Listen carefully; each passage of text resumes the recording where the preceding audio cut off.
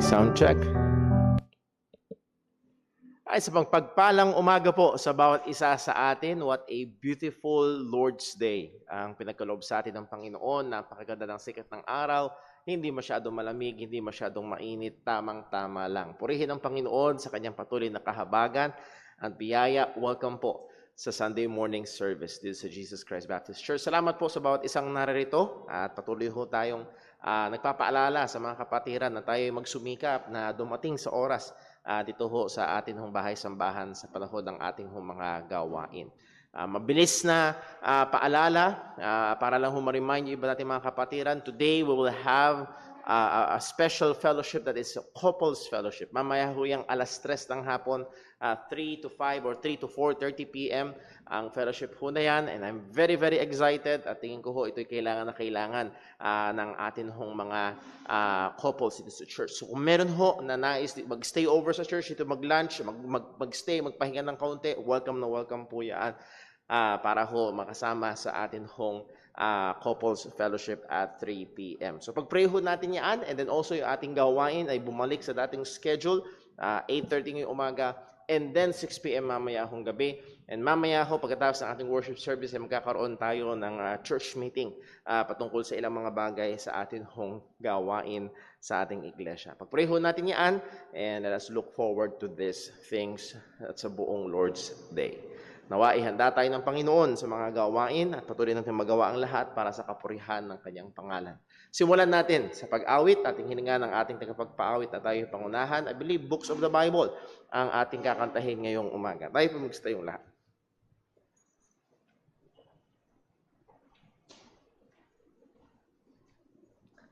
Tayo po yung mawit. Awitin po natin ang Books of the Bible.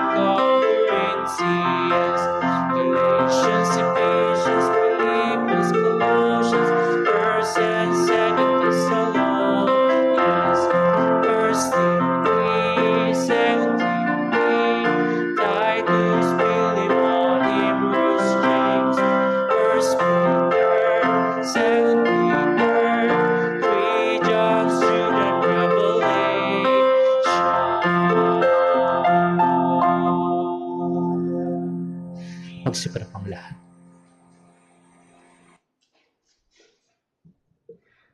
Amen. Purihin po ang pangalan ng Panginoon. Muli ho, welcome po sa bawat isa and also sa ating mga kapatiran, kaibigan na kasama via online. Tayo nagpapasalamat sa Panginoon na meron tayong patuloy na pagdadaos ng ating pag-aaral ng salita ng Diyos. And literally, ang ating pinag-aaralan ay patungkol sa pag-aaral ng salita ng Panginoon. And we have been starting with the very basic on how to study the Bible. Ano ho?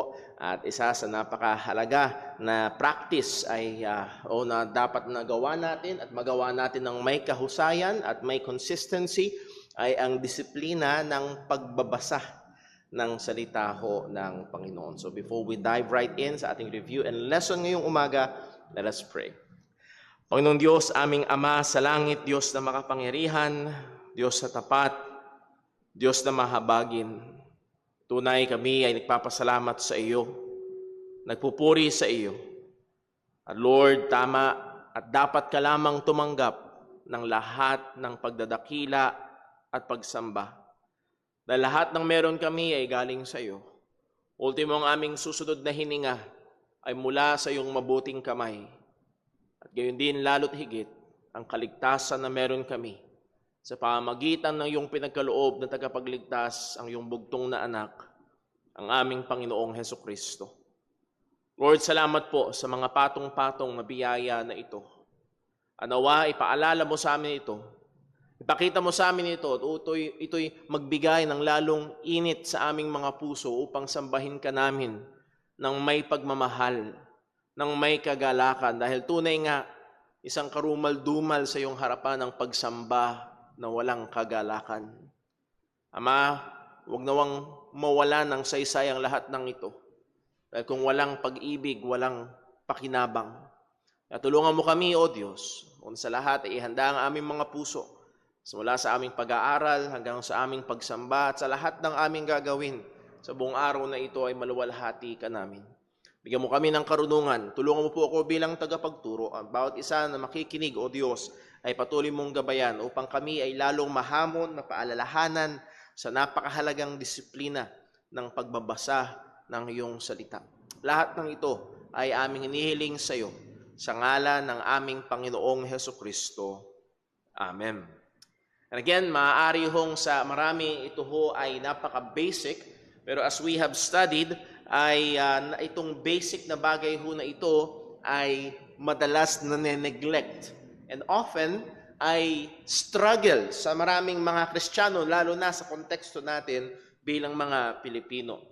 Pinag-aralan ho natin yung why study the Bible, and we gave many reasons. If I remember correctly, 26 reasons, and we can go on and on. At ang mga iba't ibang mga rason kung bakit natin kailangang pag-aralan ang salita ng Panginoon. And natutukso akong magtanong, magpa-quiz sandali, magpa-oral recitation. Meron bang natatandaan doon sa 26 reasons na yon? Pero subukan nyo na lang i-recall kahit 3 o 5 doon sa 26 para ma-retain sa ating mga alaala. Some important thoughts about studying the Bible. Ito yung ating tinalakay last Sunday. It is a book. It is a book. Ang salita ng Diyos na nasa atin ay binigay ng Panginoon, ay binigay niya sa pamamagitan ng pagkalimbag o pagkasulat, at ito ay kinumpile sa isang libro. So it is a book. Therefore, the most basic, and if I may add, an important thing that we need to do and learn how to do well is the practice and discipline of reading the Bible. Napakahalaga at kailangan nating matutunan at ma-develop ang disiplina. At hindi lang basta disiplina na, sabi ko nga ho sa inyo, napakaraming pagkakataon. Hindi ko kayang bilangin yung pagkakataon na nagbasa ka and then after 5-10 minutes, nakalimutan mo na ang yung binasa. Yes, you read, but you did not read with discipline.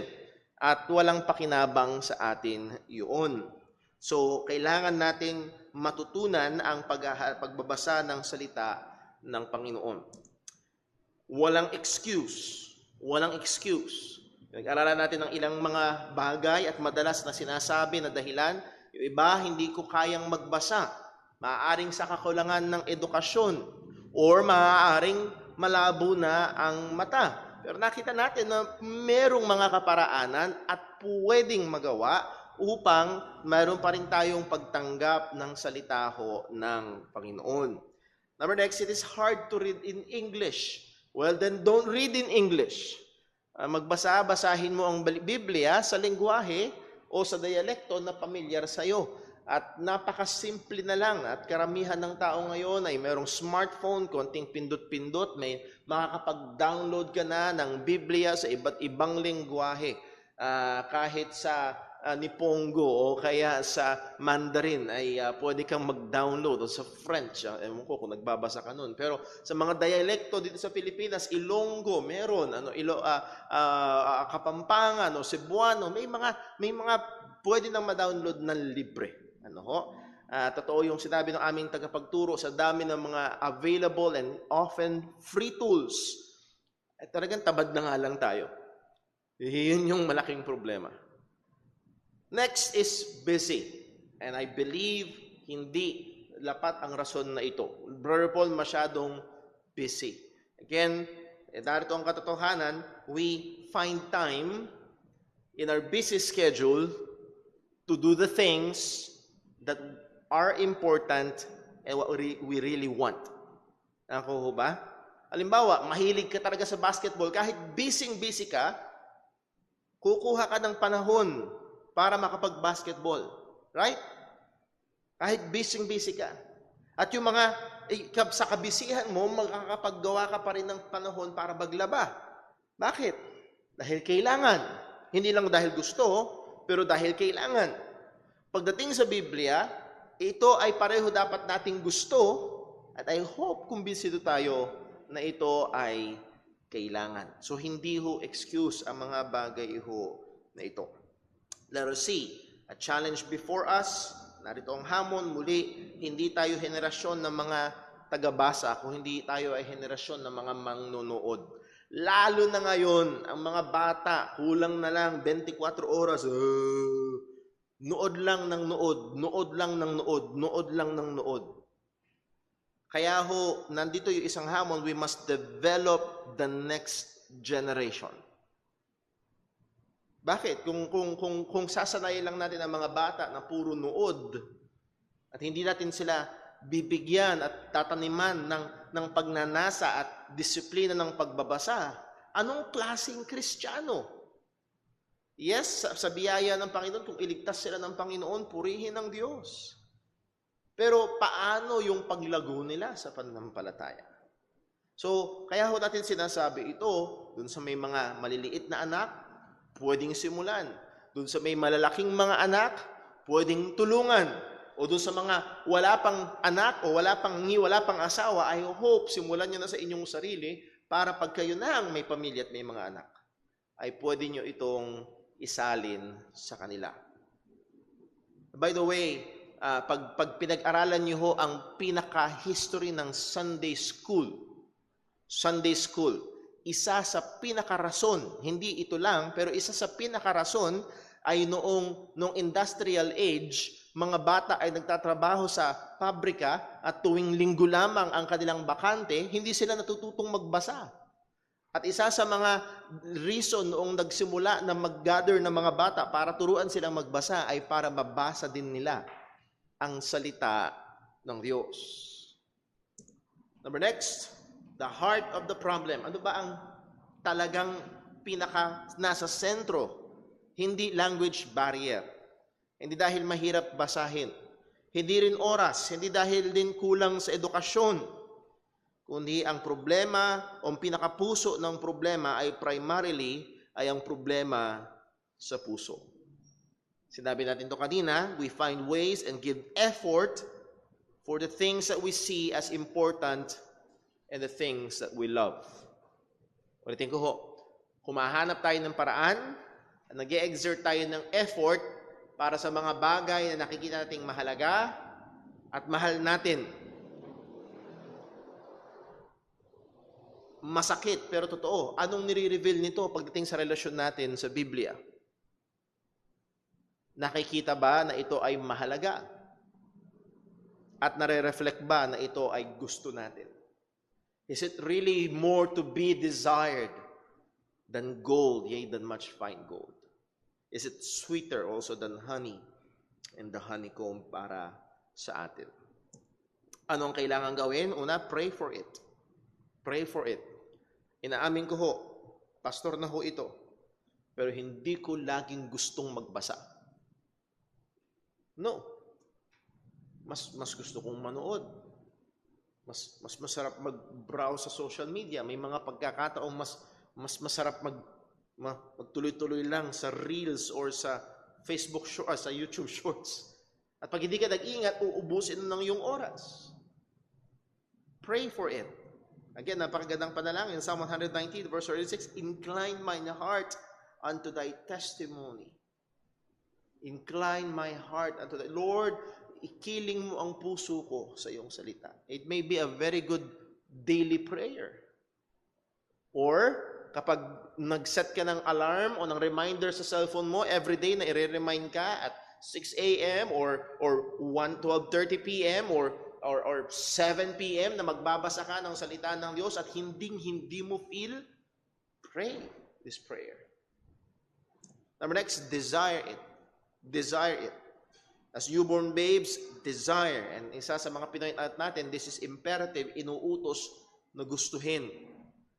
Walang iniwan yan sa bata, ayaw kumain ng gulay, sabihin ng mga gulang, kainin mo. Kailangan mo yan.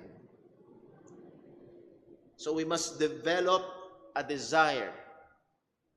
Kailangan nating i-develop sa ating sarili ang pagnanasa sa salita ng Panginoon. The fight, pinag-aralan natin ito, the fight.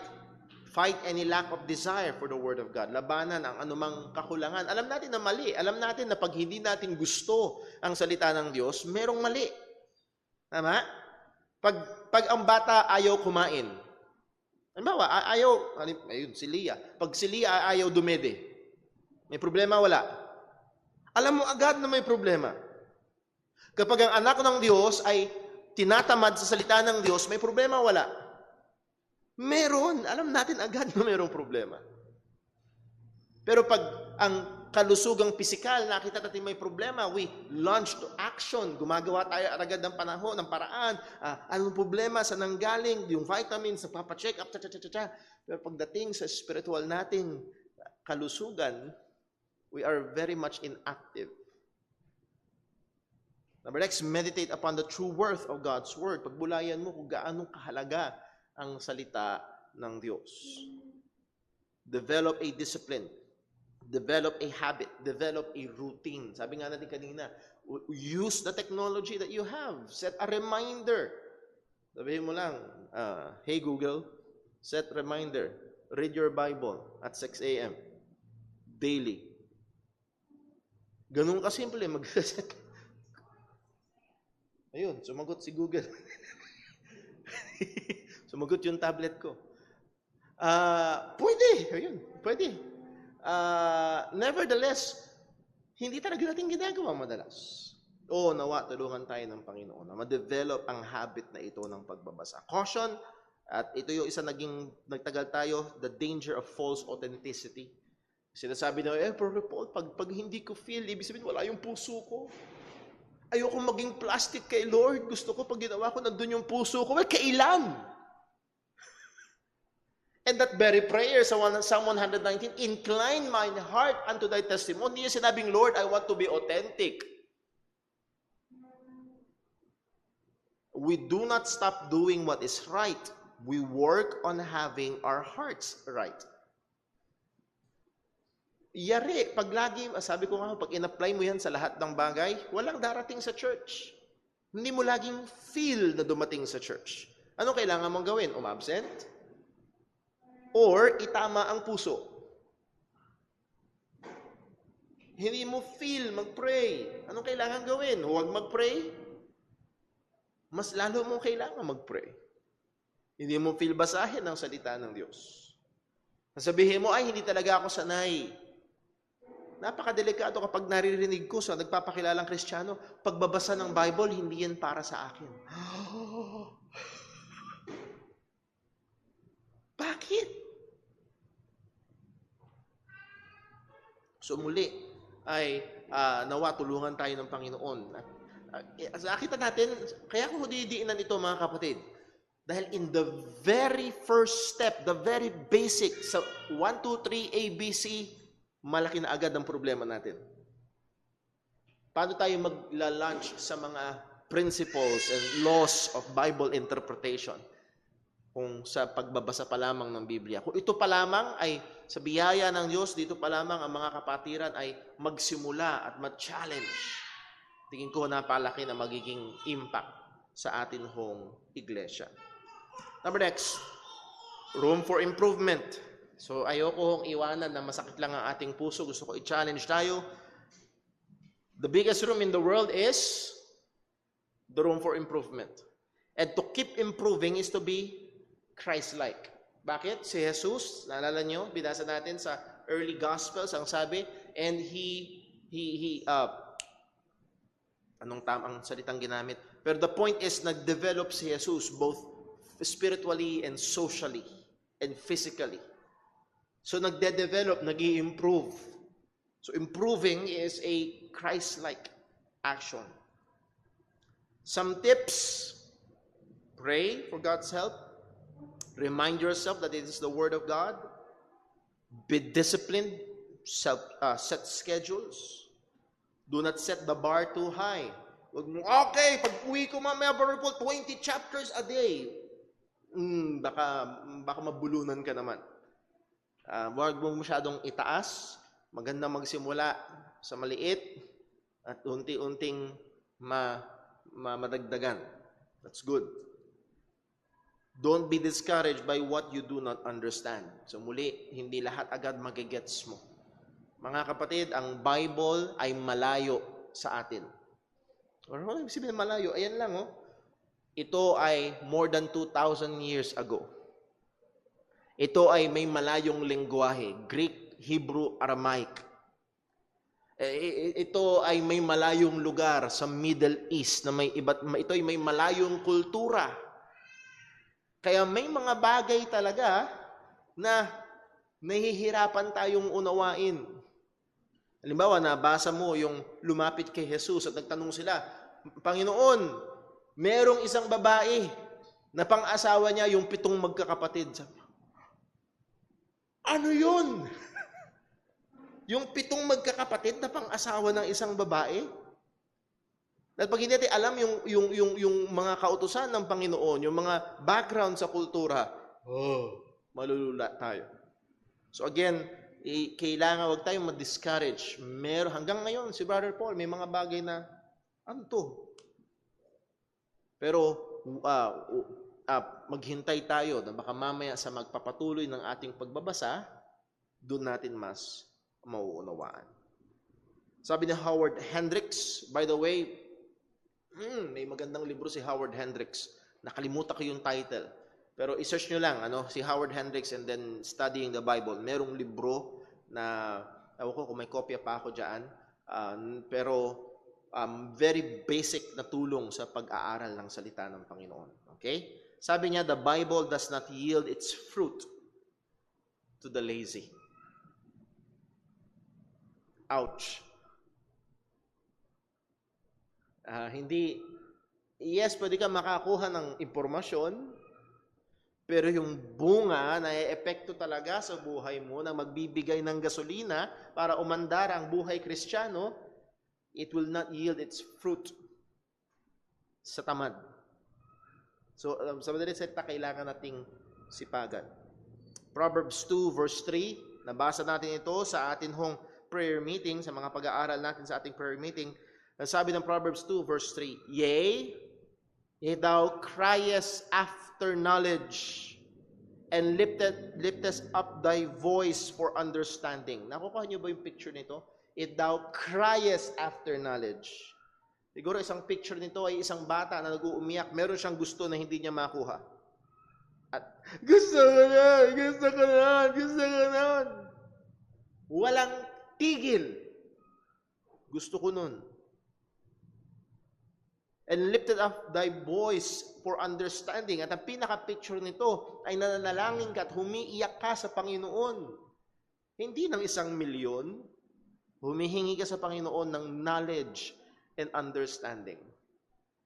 Verse 4, if thou seekest, verse 3, andun yung panalangin sa Panginoon. Verse 4, ito yung aksyon.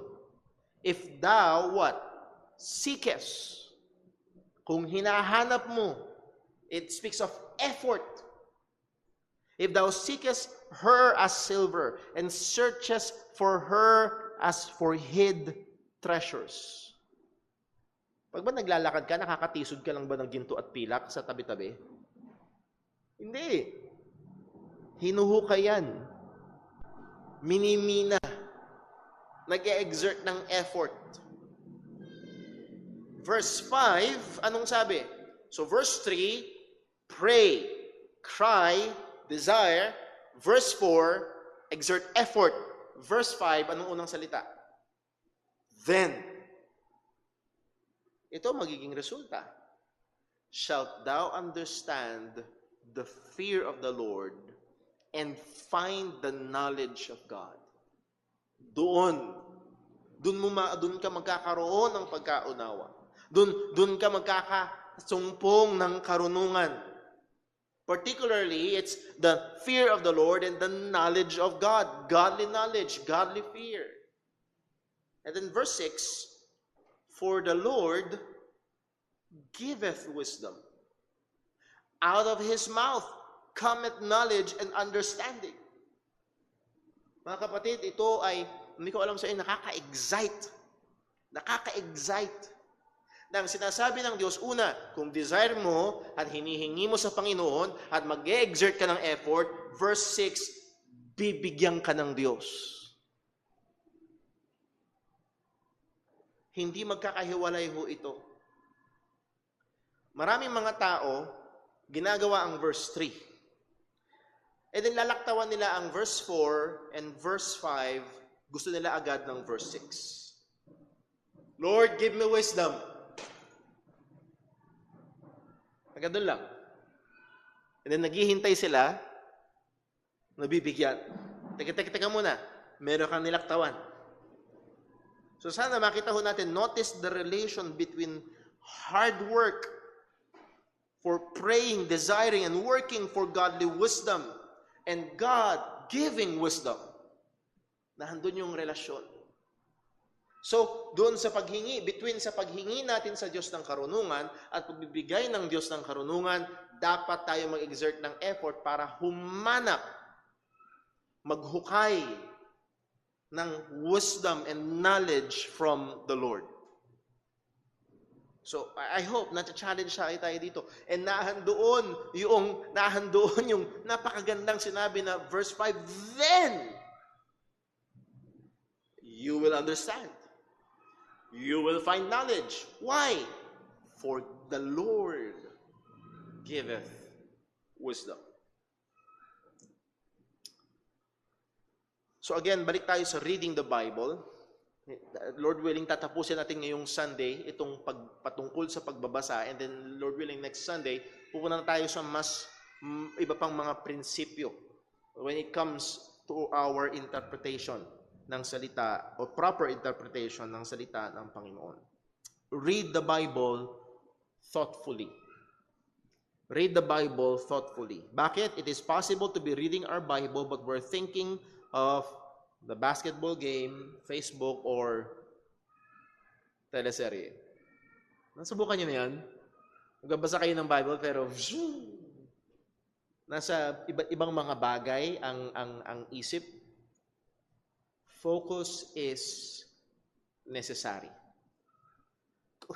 Kunin natin ulit itong sa Proverbs chapter 6. Verse 4, if thou seekest her as silver. Kunin natin yung picture ng nagmimina. Pwede ba yung nagmimina ka kung saan ka humahampas?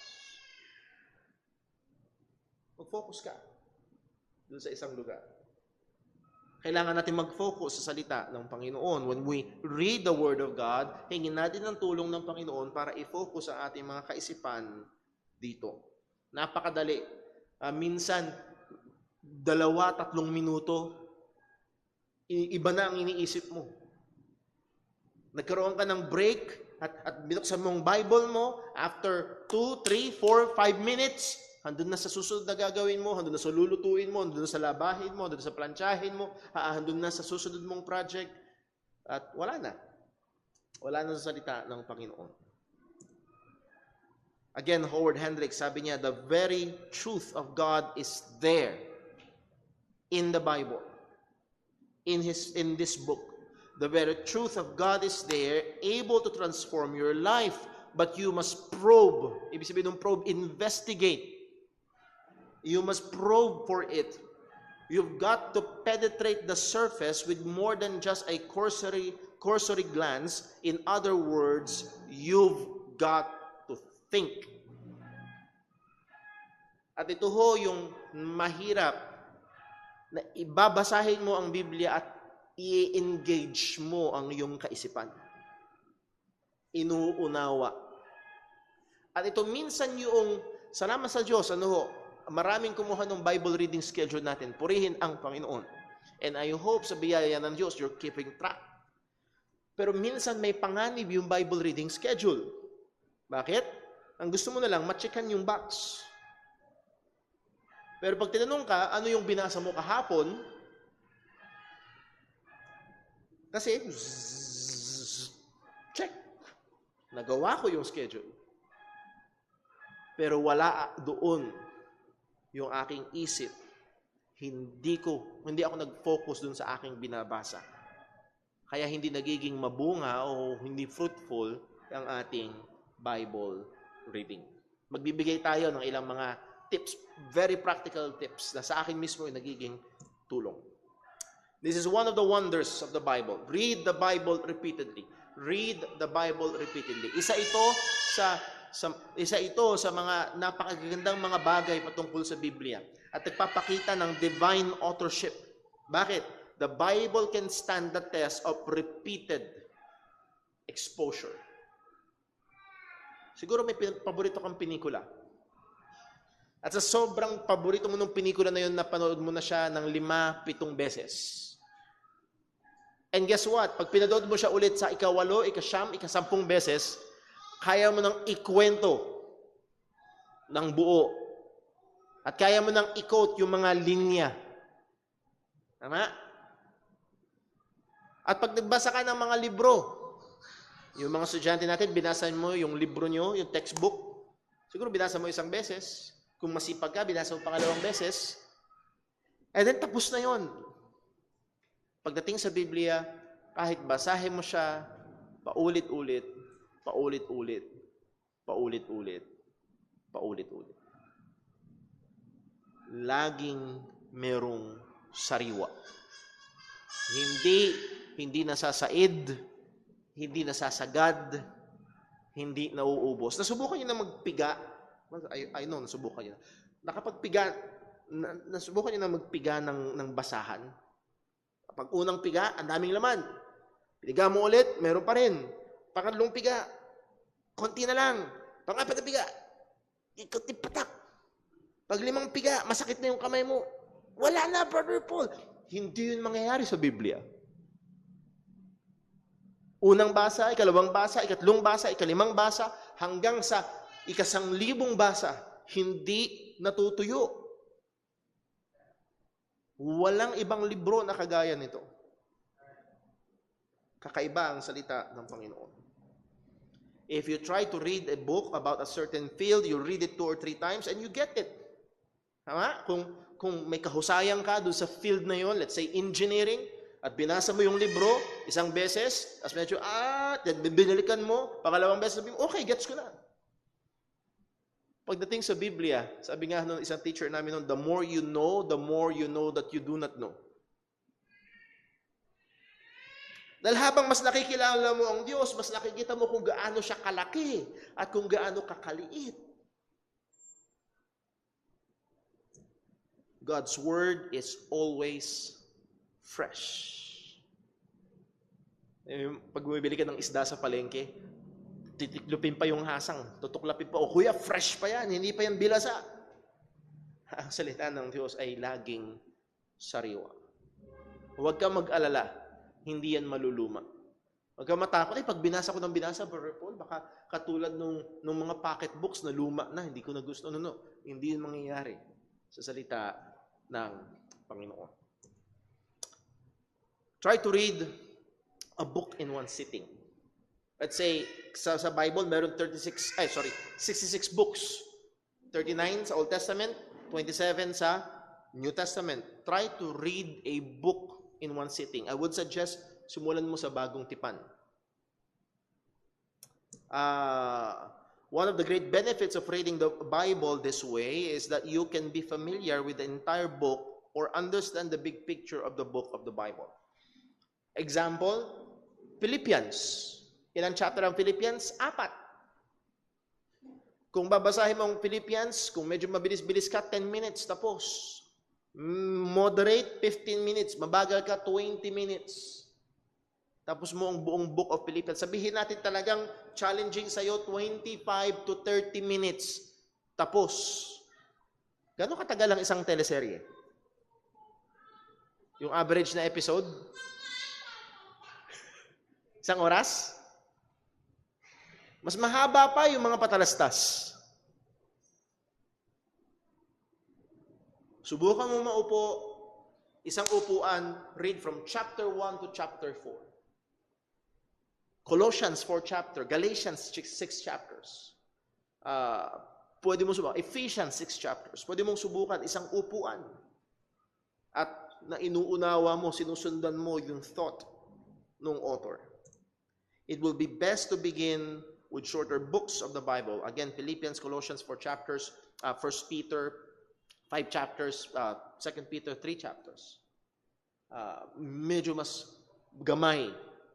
And isang magandang nun, humanly speaking, pag natapos mo ang buong Philippians, meron kang sense of, uy, natapos ko. Isa pa. Colossians naman bukas. Nakuha niyo yun. Nakakatulong yung mga bagay na yun. Merong sense of accomplishment. So, start with shorter books. Try to read it in one sitting. I believe it will be a great help. Try reading through a book while ignoring the chapter and verse divisions. May kahalagahan ho ito. At lalo na kung medyo mas nag-a-advance tayo sa pag-aaral ng Biblia, try to disregard yung chapter and verse divisions. Napakaganda kung makakapag-acquire ka ng Bible na hindi verse system, kung hindi paragraph system. Alam niyo ibig sabihin? May mga verse numbers pa rin, pero by paragraph yung division. Dahil, naturally, a paragraph contains one central point. Nakakuha ba? Tapos makakapag-focus ka dun sa central point ng paragraph na yun. Bakit? No, chapter divisions and verse numbering are latter additions and not inspired. Sana hindi nyo iniisip na nung sumulat si Isaiah, hindi niya sinabing, chapter 1. Wala. Nung sumulat si Pablo, okay, Romans chapter 8. Wala hong chapter division. Verse 23. Wala hong verse number. Isang buong sulat. Parang nung uso pa yung mga love letter, si Brother Totoy, inabutan pa. Ako nandun ako sa transition mula sa mga letter hanggang patungo sa texting. Yung ibang mga young people, ano yun? Sila Brother Jerome, inabot siguro yung love letter. Ano ba? Malamang sumulat kayo ng love letter. Wala namang chapter tsaka verse division. Ganun ang mga books sa Bible. Now, dinagdag yung mga chapter division para makatulong at saka yung verse. Bakit? Kung isipin niyo lang, kung walang chapter division at book division, ang mga kapatid, buksan natin natin mga Bible sa sulat ni Pedro. Doon sa bandang gitna, medyo baba, mahihirapan tayo. Okay? So may tulong itong chapter and verse division, pero pinapaalala ko, hindi to inspired. Bakit ko diniinan? Dahil naka-encounter ako ng mga Kristiyano, even mga pastor, na parang para sa kanila, inspired. Brother Paul, alam mo ba, ang Antichrist si Judas. Kasi, ang sabi sa book na ganito, chapter 6, verse 66. Chapter 6, verse 66. 666. Oh no. Pinakamahalaga bang verse sa Bible ay Psalm 77, verse 7? Kasi 7:7? Akuha niyo ho, may mga pag hindi maingat, meron kayong mapapanood, meron kayong maaari ma-encounter, mapakinggan, may mga libro na given sa mga ganyan. No! Hindi inspired ang chapter and verse division. So huwag kayong kumuha ng message mula doon. Nakuha ba? It is helpful sa paglolocate, sa pagme-memorize, pero sometimes it's harmful. Nakakahadlang para maunawaan natin yung pinaka-mensahe. Bibigyan tayo example. Okay? Again, these are practical things. Halimbawa, sometimes it prevents many to read the Bible as it ought to be read. At madalas, binasa mo yung chapter 1 ngayon, kinabukasan, mabasa mo yung chapter 2, hindi mo na ma-recall kung ano yung chapter 1. So, magbigay tayo example. 1 Corinthians chapter 13. Mag-Valentine's na. So, 14 yun, di ba? February 14. Tama ba? February 14. Uso na naman actually, kahapon nakakita na ako ng post na may 1 Corinthians chapter 13. Familiar sa marami? 1 Corinthians chapter 13, ang verses 1 to 7 ay madalas na binabasa at kinukote. Lalo na verses 4 hanggang verse 7. Lalo na sa mga kasal. Pero often, yung context ay ignored. Ano ba talaga sinasabi nito? Pag binasa natin, basahin lang natin itong 1 Corinthians chapter para maanuhan natin. Charity or love. Balitan, which is totoo naman, tamang translation din yung love. Love suffereth long. Nandyan yung mag-asawa, binabasa ng lalaki o ng babae o binabasa ng nagkakasal ng pastor, itong verse na ito sa mag-asawa. Love suffereth long. Love is kind. Love, it does not envy. Love does not vaunteth not itself. Love does not is not puffed up. Ang pagmamahal ay does not behave itself unseemly. Ang pagmamahal ay hindi hinahanap yung sa kanyang sarili. Ang pagmamahal ay hindi mapusok, hindi easily provoked. Ang pagmamahal thinketh no evil. Love rejoiceth not in iniquity, but rejoices in the truth. Love beareth all things. Sa mag-asawa. Talagang magtiisan. Love believeth all things, hopeth all things, endureth all things. Ano ba ito pinag-uusapan doon? Ito ba ay sinulat ni Pablo sa mga mag-asawa? Ako. Pero madalas, babasahin lang yung mga verses na yon na hiwalay kung saan ito nakalagay. Tingnan natin, unawain natin ng kaunti para makuha niyo. Mga kapatid, ang ginagawa ni Brother Paul ng pag-aaral, wala kaming sabi ko nga sa church, dito, noon, wala kaming mga magic glasses na sinusuot at, yun ang mensahe. Hindi. Yung ginagawa ko namin, pwede nyo rin gawin. Yung ginagawa kong pag-aaral ng salita ng Diyos, kaya nyo rin. At dapat, at maganda, na kaya. Napakaganda ko ang church na ito, maraming mga theologians na kaya na i-handle ang salita ng Diyos. Context. Ang love chapter ay chapter 13. Pag bumalik ka ng isang chapter, ano yun? Chapter 12. Anong sabi sa chapter 12 verse 1? Now, concerning spiritual gifts, I would not have you ignorant. So, bago sabihin yung lahat tungkol sa love, ang pinag-uusapan ay spiritual gifts. Tanong, nabago ba yung subject pagdating sa chapter 13? O yun pa rin? Tignan natin. Sa verse 25 ng chapter 12, ang sabi ni Pablo, that there should be no schism in the body, but that the members should have the same care one for another. Schism ay walang hati-hati. Walang faction. Walang kami-kami, kayo-kayo sa loob ng iglesia. Sa loob ng iglesia, meron lang tayo. Kuha natin yon. Tayo. Verse 26, and whether one member suffer, all the members suffer with it, or one member be honored, all the members rejoice with it.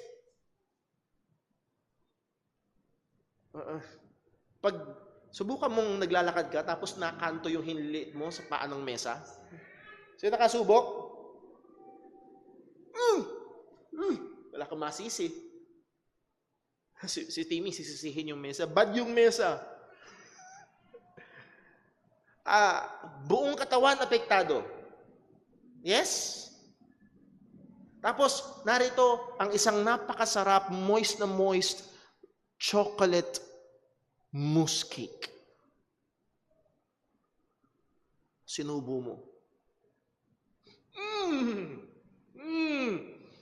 Yung dila mo nakakalasa, pero yung buong katawan mo, apektado.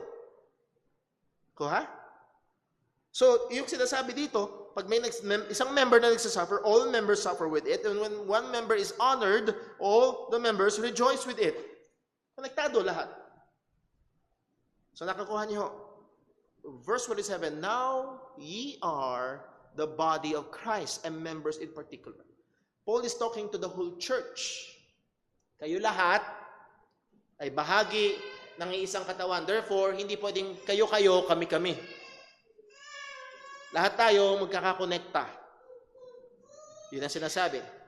Verse 28. And God hath set some in the church. Okay? Una muna, pinakita yung koneksyon at pagkakaisa.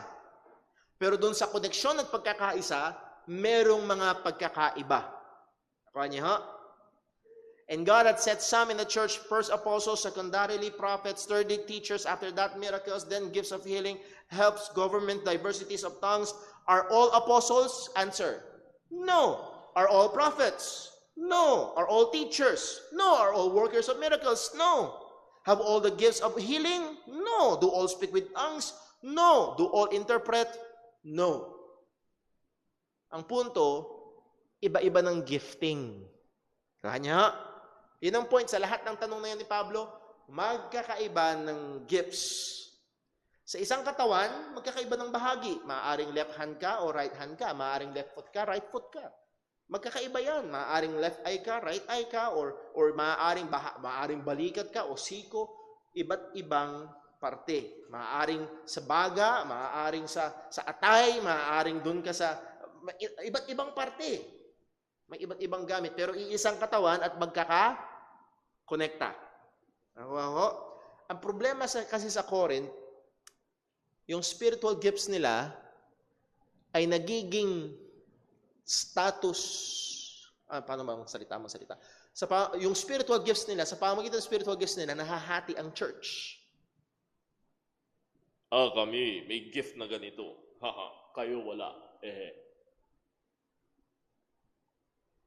Nakuha niyo ho? Yun ang problema. Now, ang sabi ni Pablo sa verse 31, but covet earnestly the best gifts. Masama bang nasain ang best gifts? No. Pero kung babasahin yung mga previous verses, ang Diyos ang nagbibigay. Hindi nakadepende sa atin, nakadepende sa Diyos. Pero ang sabi niya, yet show I unto you a more excellent way. Kuha niya? So sa church at Corinth, masyado silang nakafocus sa spiritual gifts to the point na nahahati ang church. Nagkakahati-hati. Sabi ni Pablo, no, iisang katawan, magkakakonekta. Do iba-iba ng gifting, and hindi ko sinasabing baliwalain nyo yung gifts. Desire, covet, earnestly the best gifts. Hindi sinasabi ni Pablo, baliwalain ang gifts, magkaisa na lang tayo. No, hindi yung pinupunto. Totoo na may gifting, totoo na may iba-ibang gifting, pero kailangan panatilihin ang pagkakaisa. Hindi ko sinasabing baliwalain nyo ang spiritual gifts, pero ang sabi niya sa verse 1, pero meron akong papakita sa inyo na mas mahusay. Mas mahusay sa spiritual gifts? Yet I show unto you a more excellent way.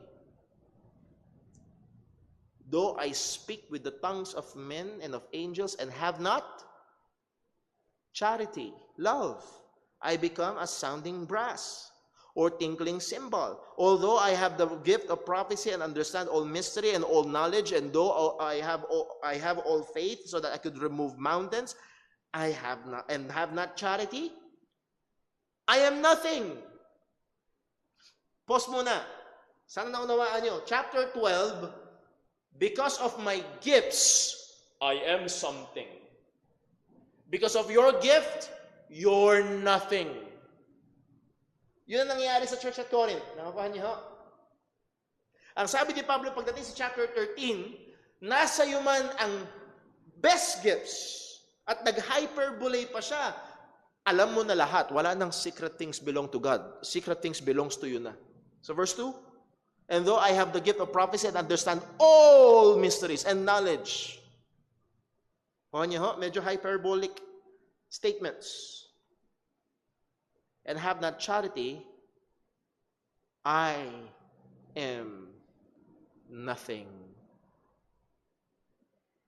Pinapakita ni Pablo yung more excellent way of love in the church.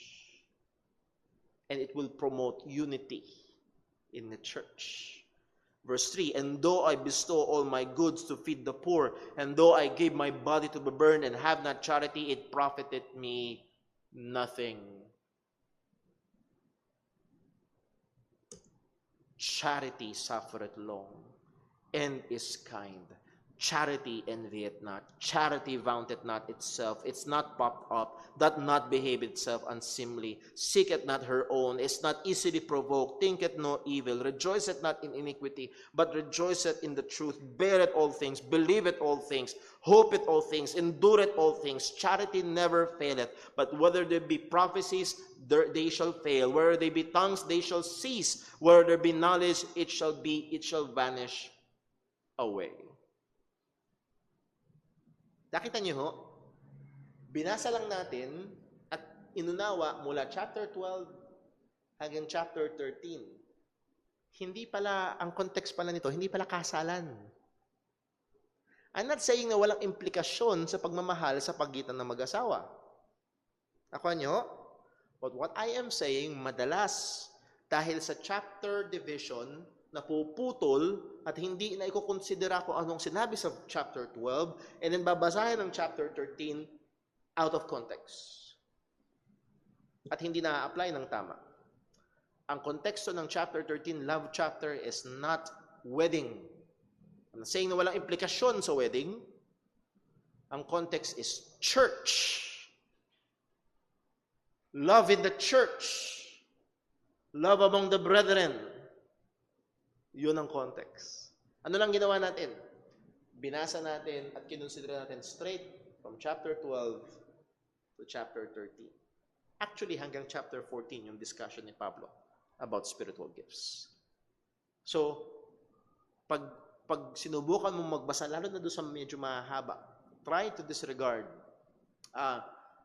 Dahil napaka-natural sa atin doon tayo nasanay, pagdating ng kabilang chapter, putol, para bang, okay, kalimutan mo na yung chapter 1, chapter 2 na. Basahin ng tuloy-tuloy. Ito ay magiging malaking tulong. Okay ho ba? I hope na nakakatulong ho sa atin ito. Reading the Bible. Nandito pa rin tayo sa pagbabasa ng salita ng Panginoon. Try reading audibly. Reading out loud. Halimbawa, binuksan mo ang Bible, let's say binuksan mo sa New Testament, pagdating mo sa Galatians, dumating ka sa Galatians chapter 1, and then binasa mo verse 8.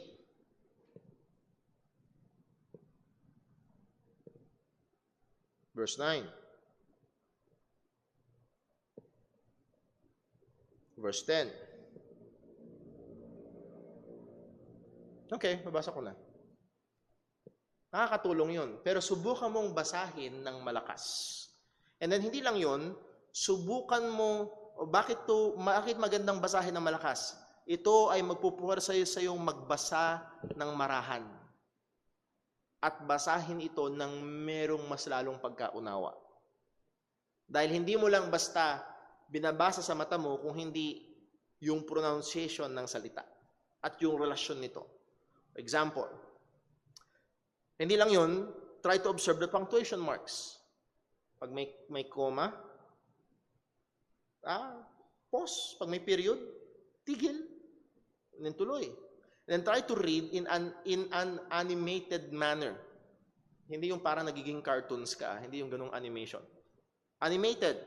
That means, wag monotonous. Hindi, but though we or an angel from heaven preach any other gospel unto you than we preach unto you, let him be accursed. As we have said before, say I now again. May tulong yun, pero subukan nating basahin na may animated na audibly.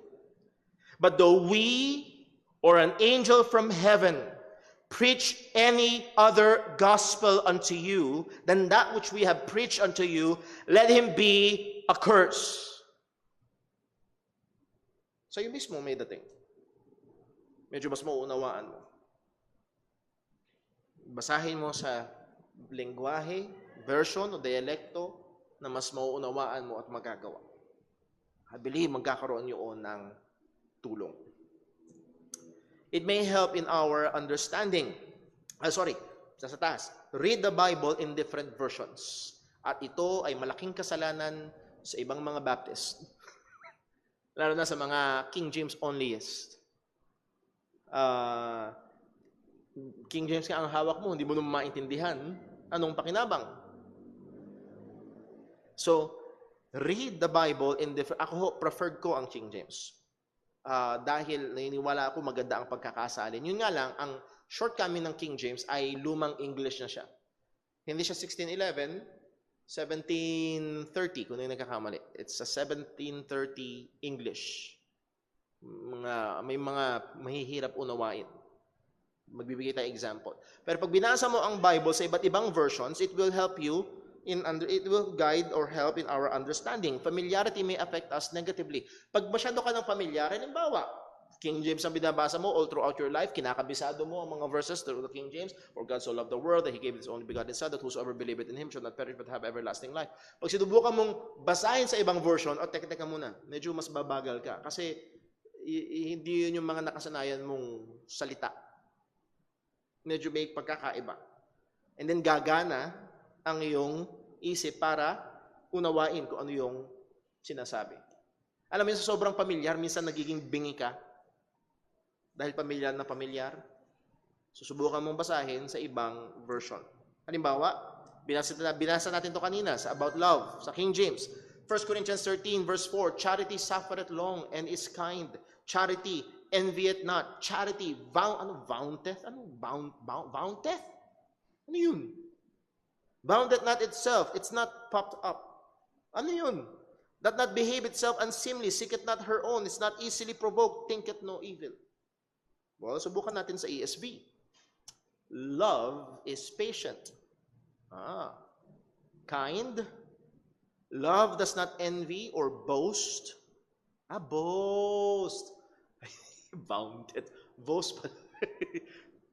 Hindi nagyayabang. It's not arrogant. Yun pala yung pop up. Arrogante. Or rude. It does not insist on its own way. It is not irritable or resentful. Medyo mas familiar sa akin yung mga ilang salita. Medyo mas ginagamit ko yun sa araw-araw. Vaunted. Hindi. Voucher, alam ko yung voucher. Yung bounded, hindi. Sa NIV. You know, NIV ay nearly inspired version. No. Love is patient. Love is kind. It does not envy. It does not boast. It is not proud. It does not dishonor others. It is not seeking. It is not self-seeking. It is not easily angered. Not irritable. Hindi mabilis magalit. Doon sa sinabi na resentful, it keeps no record of wrongs. Actually, pag piningnan nyo sa Greek, nahandun talaga yung word sa Greek na pagre-record or pagbibilang. Hindi mo, alam niyo yun, mayroong mga mag-asawa pag nagsimula ng may konti ng friction, naalala mo ba nung 1981? Ito yung history, recall, bilang.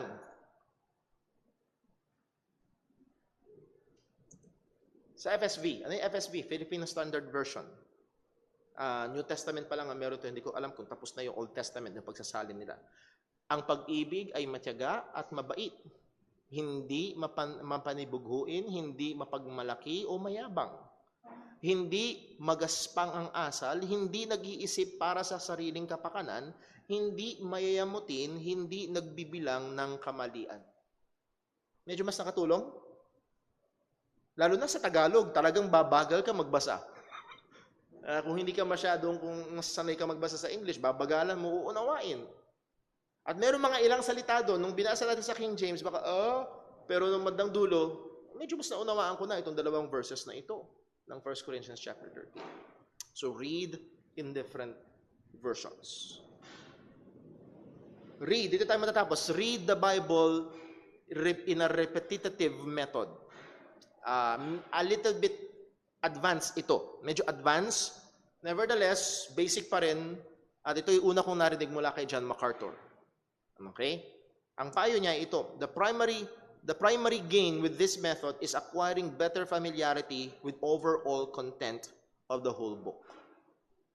Magkakaroon ka ng familiarity sa overall content. Ano ibig sabihin nitong repetitive method? Example, read the book of Philippians. Ang Philippians ay merong 4 chapters. Kailangan mo nung, sabi natin kanina, 10, 15, or 20 minutes a day. Babasahin mo ang Philippians once a day for 30 days.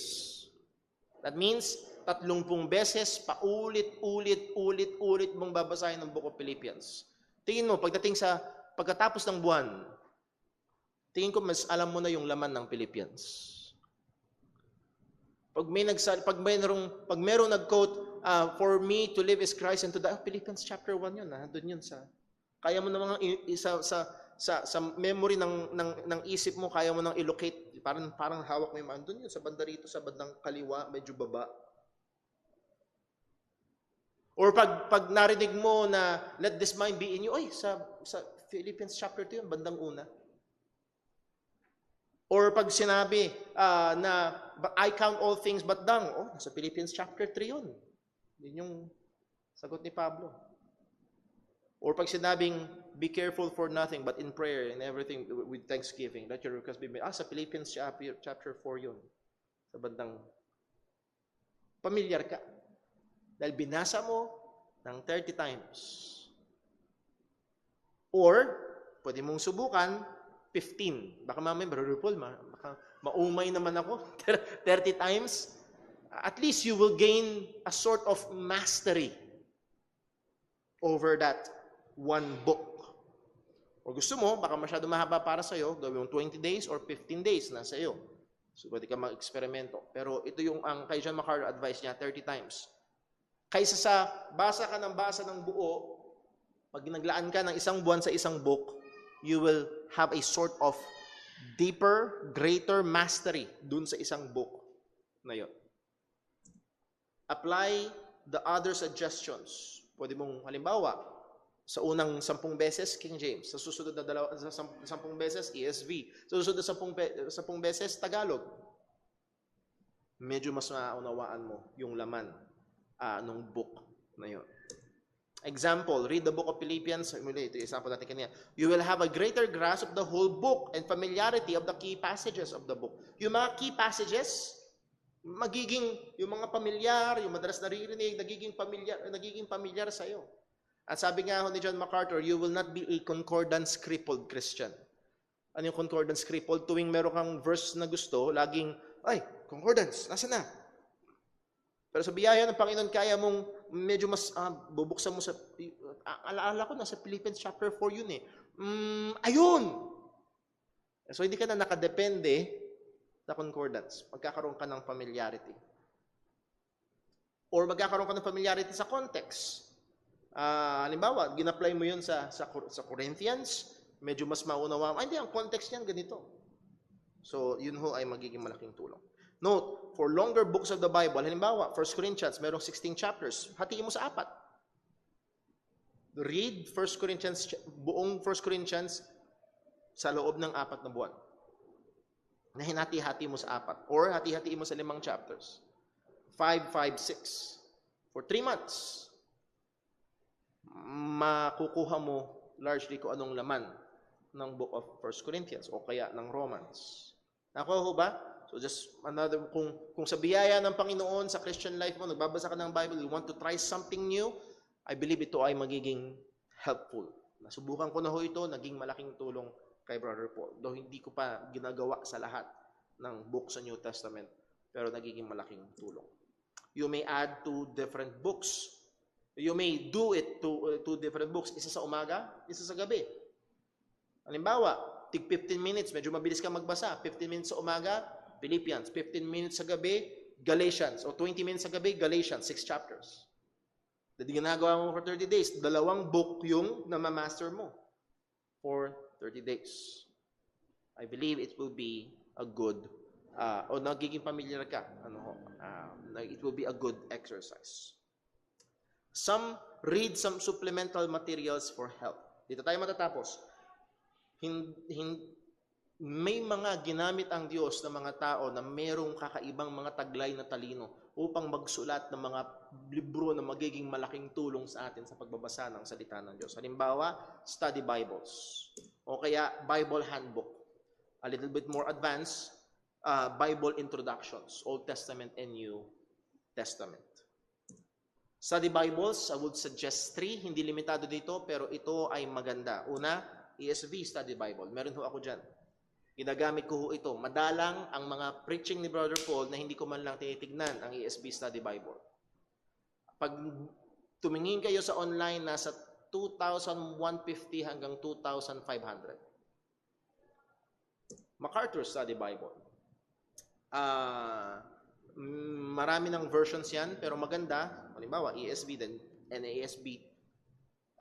Ito medyo mahal. Halos 3,000 ang MacArthur Study Bible. Pero malaking tulong. Madalang din ang mga preaching na hindi ko nagagamit ang mga study Bible ko na ito. Ito wala ako, pero alam ko maganda, hindi pa ako nakakabili.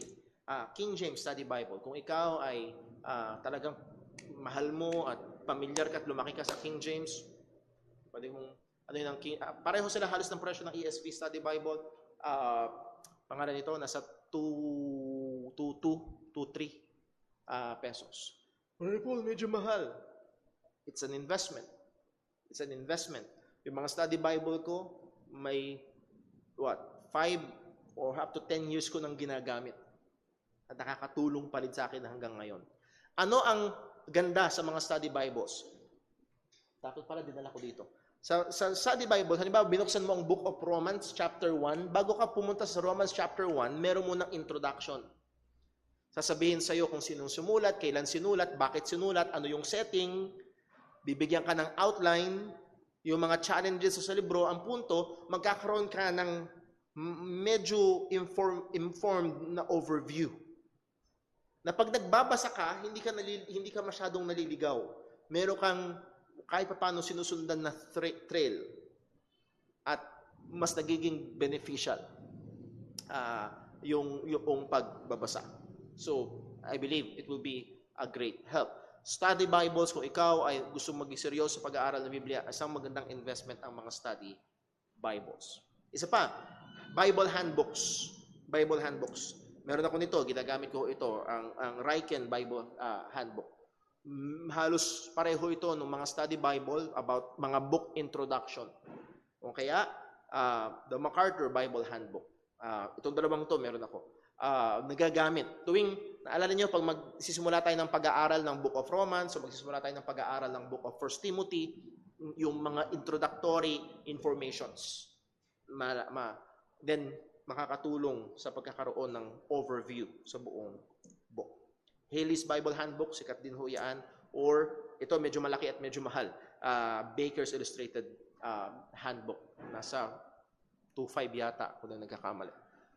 So, again, use supplemental materials. Hindi ito ang final authority, but it will help us and aid us. Para bang ganito? Parang music pagdating sa pagkanta. Hindi necessary ang music sa pagkanta. Makakakanta ka kahit walang music. Yes, pero may maraming pagkakataon nakakatulong yung musika. Kaya din, pagdating sa Biblia, makakabasa ka at maaari mong maunawaan sa biyaya ng Panginoon, pero merong mga pwedeng makatulong para mas maunawaan mo na mas mabilis o mas malinaw at magabayan ka. Pero ang otoridad pa rin natin ay ang salita ng Panginoon. So, these are things na worthy investment pagdating sa pag-aaral ng salita ng Diyos. So, study Bibles, Bible Handbook, Bible Introduction. Anong benefit? We can have a better overview and outline of the whole book and can give some background informations, date, setting, the purpose of the book that will enrich and help your reading. Halimbawa, binasa mo ang introduction sa Philippians. And then napakita sa iyo doon, uy, nasa kulungan pala si Pablo nung sinulat niya to. Kaya pala. Ayan. Bibigyan ka ng ilang mga impormasyon at magiging malaking tulong at magiging, sabihin natin, mas makulay ng kaunti ang pagbabasa mo ng salita ng Panginoon. So, these are just very practical tips at nawa ho ay maging tulong sa atin. Lord willing, next Sunday, maglo-launch na tayo sa ilang mga principles para ho gabayan at tulungan tayo sa pag-interpret at pag-handle natin ng tama ng salita ng Diyos. So, sinimulan natin sa pinaka-basic, pagbabasa. Meron ba may tanong? Online po? Okay po. Ayun, galing po kay Brother Junjun. Opo. Lahat po ba ng salin ng Biblia ay mapagkakatiwalaan? Meron po bang hindi mapagkakatiwalaan na salin ng Bible po? Version. Yes. Merong, lahat ho ba ng salin ng Bible ang pagkakatiwalaan? So, sorry. No. Dahil merong mga versions ng Bible na sadyang isinalin para i-cater yung doktrina ng partikular na relihiyon.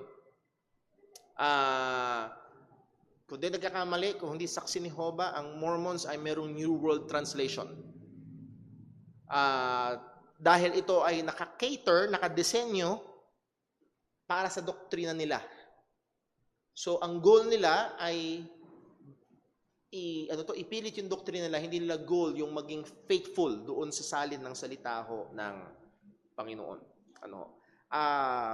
If I may suggest, very good. Meron ho kasing dalawang paraan ng pagsasalin. Merong verbal equivalence, merong dynamic equivalence.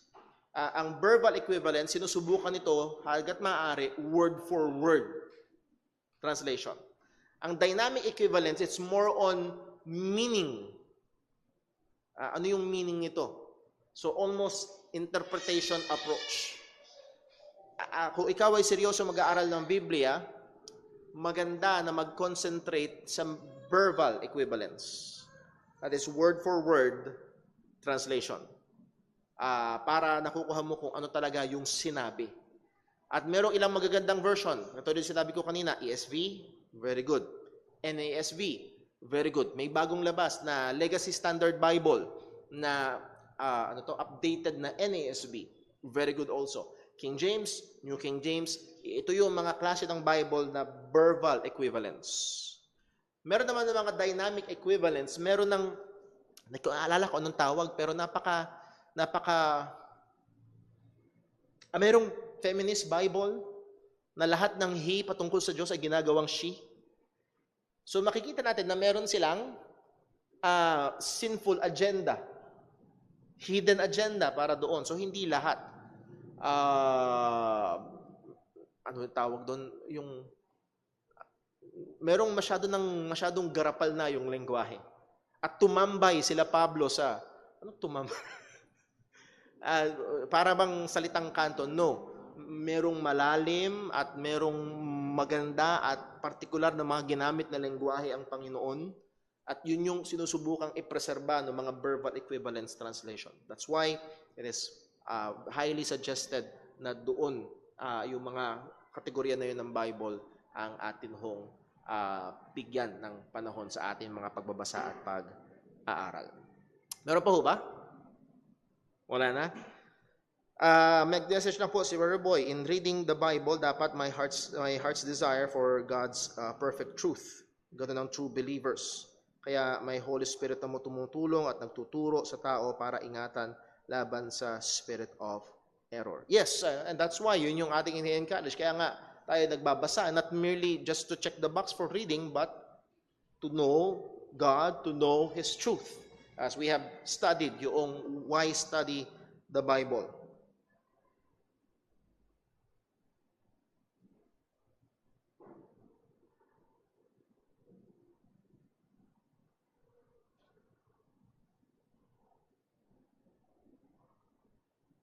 Okay, subukan ko pong unawain yung isa. I suggest to read more or give more emphasis on verses regarding topics that a person need more understanding or clarification. Okay po. Dadaanan ho natin yun dahil hindi lahat ng mababasa mo maunawaan mo. Try to note. Halimbawa, binasa mo ang patungo tayo sa Romans chapter 9 at isa ito sa mga controversial na chapter sa buong book of Romans. At meron doon, ano daw? So, kung meron ka mga hindi maunawaan, note it. May mga verses, pwede mong balik-balikan. At makita nyo mga kapatid, if you will be patient, may mga pagkakataon na pag nagbasa ka pa, meron kang question sa Book of Romans. Pagdating mo sa Galatians, yun. Mas lumiliwanag as you keep on reading ang salita ng Diyos. So, again, huwag ka ma-discourage. Just read, study ang salita ng Panginoon. Meron po ba dito sa church? Question? Wala? I hope na nagiging helpful. We're staying on the very basic and practical side. Pero sana ho ay naging malaking tulong sa atin. Mga kapatid, kung ngayon dito pa lang, matcha-challenge na tayo na magbasa at mag-aral ng salita ng Diyos, napakalaking pakinabang agad para sa atin, para sa ating buong iglesia. Dito tayo magtatapos. Let's pray. Panginoong Diyos, aming Ama sa langit, salamat po sa natapos naming pag-aaral, sa mga paalala at ng praktikal na mga hakbang na ito upang kami bilang yung mga mananampalataya ay lalo maging tapat, masikap at masipag sa pagbabasa ng iyong salita. Lord, rito ang mga hamon at nawa sa mga kapatiran na magpupursige sa biyaya mo. Ay tulungan mo, bigyan mo ng mga mata na nakakakita, bigyan mo kami ng mga tainga na nakakarinig. Ikiling mo ang aming mga puso sa iyong salita, O Diyos. Sa kabila ng mga kabisihan, sa kabila, O Diyos, ng mga gawain, nawa tulungan mo kami na magkaroon ng puso na may pagnanasa, gaya ng bagong panganak na sanggol, ay nandoon ang malalim na pagnanasa sa iyong salita. Ingatan mo po kami, ingatan mo po ang iyong mga mananampalataya, ingatan mo po ang iyong iglesia na ito, at lahat ng ito ay mauwi sa kapurihan ng iyong pangalan at sa kalaguan pa ng mga Kristiyano dito sa iglesyang ito. Salamat po. Dalangin namin ito sa ngalan ng aming Panginoong Hesukristo. Amen. Kakaroon tayo ng 15-minute break and then we will proceed ho sa atin hong gawain ng pagsamba. God bless po.